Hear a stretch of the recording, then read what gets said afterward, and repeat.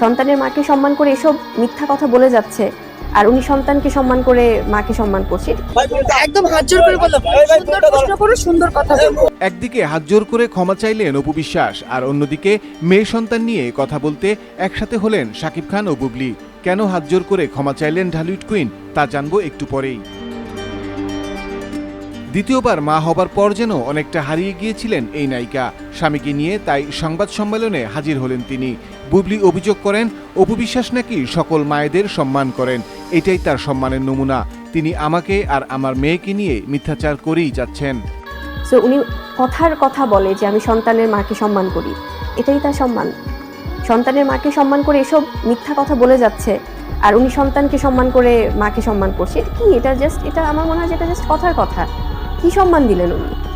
ওনাকে সম্মানটা দেওয়া তো অ্যাক্টিভিটিস দিয়ে বোঝাতে হবে। অপরদিকে বুবলির এসব অভিযোগের পাল্টা জবাব দেন অপু বিশ্বাস। তিনি বলেন, আপনি একজন নায়িকা, আপনাকে সবাই চিনে। এভাবে ঘরে বসে থাকলে আপনাকে সবাই ভুলে যাবে। ঘরে ঘরে গিয়ে বলতে হবে আমার সিনেমা আপনারা দেখবেন, আমি একজন নায়িকা। খুব কাছের মানুষ হয়ে উঠতে পেরেছে। এখন সেই জায়গা থেকে উনি এখন জনগণের কাছে মানুষ হচ্ছে। একটা টিভি দিয়ে জনগণের কাছে ছিলেন, এখন আসলে ঘরে ঘরে গিয়ে জনগণের মানুষ হবে।